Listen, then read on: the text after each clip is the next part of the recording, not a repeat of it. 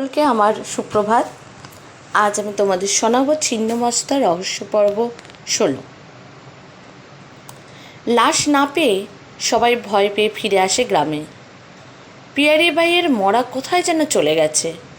শ্মশান পর্যন্ত গিয়েও অন্তিম সংস্কার করা যায়নি সেই লাশ। কথাটা আগুনের মতো ছড়িয়ে পড়ে চারিদিকে। জমিদারবাবু যারা মরা নিয়ে গিয়েছিল তাদের চিৎকার করে বলল, শালা শঙ্কর মাছের চাবুকদের সবগুলোকে চাপকানো উচিত। তারিখে রসাতল করেছিলি নাকি ওখানে, যে মরা নিজেই উঠে চলে গেল? আহম্মকের দল সব। একজন শবযাত্রী বলল, হুজুর, আমরা ছিন্নমস্তা মায়ের চাতালে গিয়েছিলাম। ওই কেবল চাঁদ যখন বলল মূর্তি নেই, সবাই ভয় পেয়ে ছুটে যাই। দেখি সত্যি নেই মূর্তি যথাস্থানে। পিছনের দহের শুরু যেখানে, সেখানে মূর্তি দক্ষিণ মুখ ছেড়ে ঈশান কোণে মুখ করে দাঁড়িয়ে আছে। জমিদারবাবু অবাক হয়ে গেলেন। এত বিশাল মূর্তি এভাবে কে সরালো? কেনই বা সরালো? আর এটা কিসের ইঙ্গিত? তবে কি দেবী রুষ্ট হলেন জমিদার বাড়ির উপর?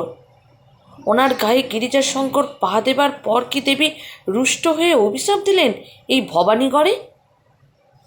নিজেকে সামলে তিনি বললেন, তো মরা ছুঁয়ে কাউকে থাকতে হয় জানো না বুঝি?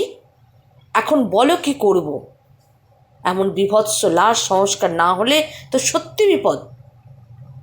সব যাত্রীরা জানায় তারা তন্ন তন্ন করে লাশ খুঁজেছে, কোথাও নেই লাশ। দহের পাঁকে ও বাঁশ দিয়ে দেখেছে, সেখানেও নেই লাশ। সম্ভবত জঙ্গল থেকে কোনো পশু এসে নিয়ে গেছে। এমনিতেই মাংস খুবলে খেয়েছিল আগেই লাশের কোনো অজানা পশু। তাতে লাশের ভার তেমন কিছু আর ছিল না। হতেও পারে শিয়ালের দল টেনে নিয়ে গেছে। জমিদারবাবু আর কিছু বললেন না। সব যাত্রীরা চলে গেল ভয় আর আতঙ্ক নিয়ে। কারণ যে কারণটা তারা জমিদারবাবুর কাছে দিল, নিজেরাই সেটা বিশ্বাস করতে পারছিল না। এদিকে গিরিজা নিজের ঘরে দৌড় দিয়ে বসে।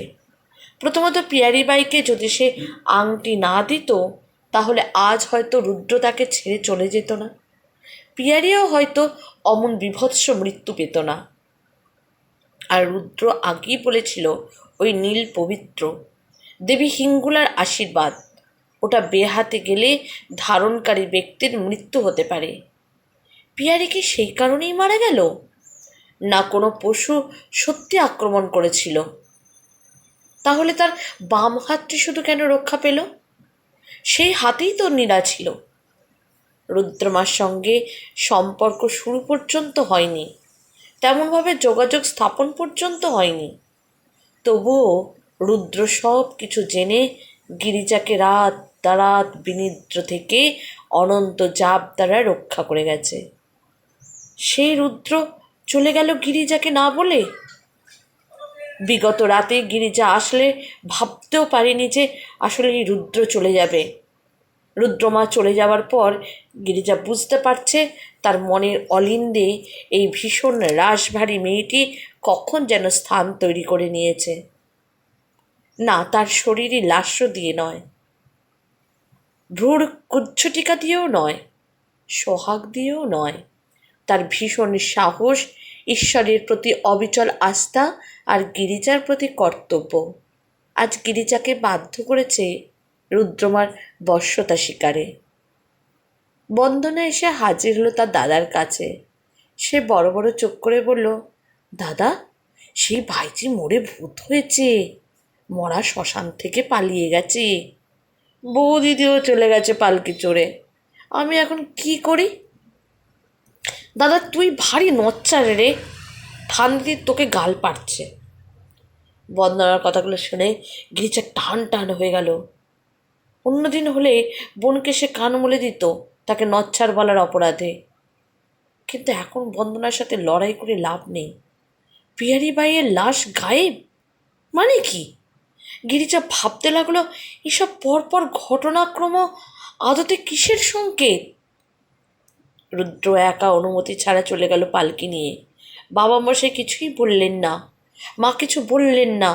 সবাই যেন এলোমেলো লাগছে, সব সব কিছু এলোমেলো লাগছে গিরিজার কাছে। চোখের সামনে ভেসে উঠল ওই ডাকিনীদের বিভৎস রূপ। নীলা আংটির উপর নজর পড়েছিল পিয়ারিবাইয়ের। সে রত্ন ভীষণ পছন্দ করে, তার উপর আবার দুর্লভ নীলা। তার কানে এসেছিল ছোট কর্তা বিবাহের দিন কোনো অপকর্ম করেছিল, তাই তার বন্ধুর নাকি মৃত্যু হয়, আর তারপর থেকে ছোট কর্তা একটু গুটিয়ে গেছে। বেশিরভাগ সময়ই সে ঘরে ঢুকে থাকে। তার স্ত্রী বরিশালের মেয়ে, সে নাকি ভীষণ সুন্দরী ও অভিজাত।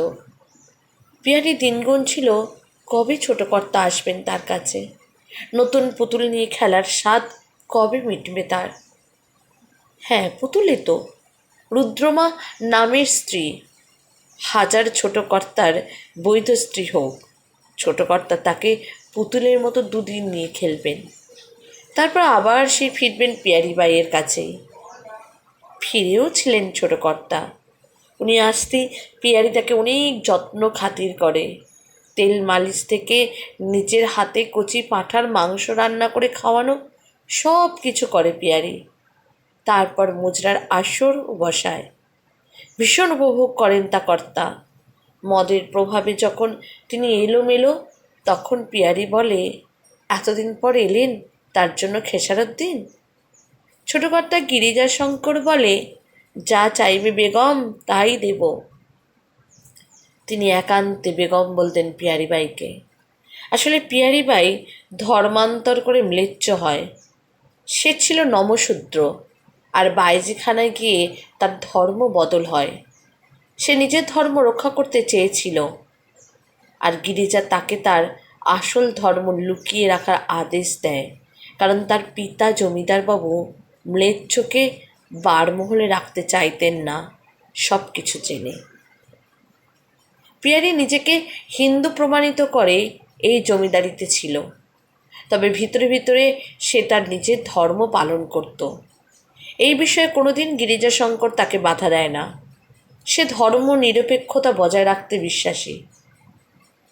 তো যখন পিয়ারিবাই বলে তার খেসারত হিসেবে গিরিজাশঙ্করের নীলা আংটি চাইল, তখন গিরিজা একবারও ওজোর আপত্তি করেছিল যে এটি তার শ্বশুর তাকে দান দিয়েছে, এই আংটি পিয়ারিকে দিলে স্ত্রী রুদ্র রাগ করবে। পিয়ারি গিরিজার গায়ে হাসতে হাসতে ঢলে পড়ে। সে বলে যে ছোট কর্তা এত ভীতু, সে মোটেও জানতো না। শেষে গিরিজা বাধ্য হয়ে কথা রাখতে নীলা আংটি পিয়ারিকে দিয়ে দেয়। ফিরে আসার পথে বৃদ্ধা আশ্রয় চাইলে সে আপন ভোলা হয়ে আশ্রয় দেয়। তারপর যখন পিয়ারি রাত্রিবেলা নাচমহলে আংটি নীলা দেখে খুশি হচ্ছিল, এমন সময় এক বৃদ্ধা এসে দাঁড়ালো তার সামনে। বৃদ্ধাকে দেখে পিয়ারি বলে, তোমাকে এত রাত্রে আমার এখানে কে ঢুকতে দিল? এরপর রয়েছে কিন্তু অন্য আর এক চমক।